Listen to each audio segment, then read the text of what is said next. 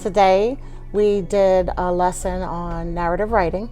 They were familiar already with the narrative writing since we did that in the beginning of the year, but the digital was what was different and what we added to it. I encouraged Ms. Bennicott to kind of try it out, and she was more than willing. I think I'm grateful for the opportunity to kind of help her with this process with narrative storytelling.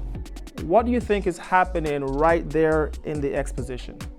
When he showed me the whole thing and the music and the characters were introduced, and I was blown away. I said, this is amazing. And then I said, I wish that you could do it with my class. One of the things that we try to incorporate in our lessons with our students as we think about ELA is analyzing the material that's being used by the author. In this case, the students become the author, they are the creators. We wanted to kind of give them a chance to analyze the music, analyze the images, to see were they effective or what was the purpose behind these tools or resources.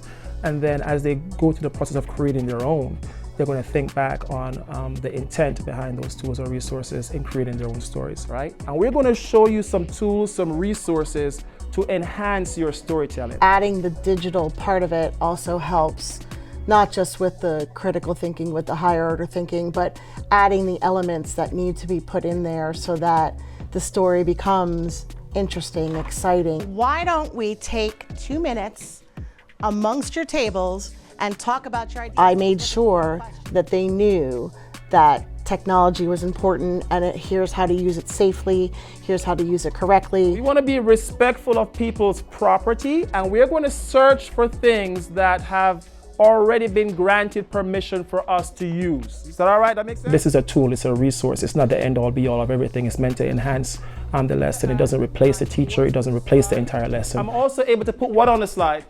What do you call this? Captions. Just in case someone couldn't understand what I was saying, I'm able to put captions. Let me see a thumbs up if you have one blank slide on your untitled presentation.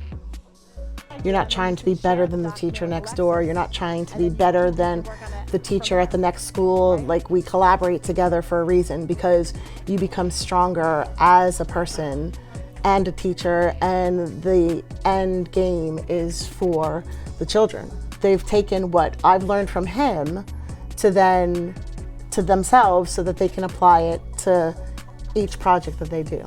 So for other teachers who would like to use some of these techniques or resources in their classroom, one of the things I would remind or encourage them to be patient. Pace the lesson, chunk the lesson into the different parts, so that if you don't get through everything in that particular day, you can segue as we need to do for the next day. So if I can teach a lesson in a certain way, and I have helped another teacher teach it so that she's reached or he's reached their children, then my job, becomes more fulfilling.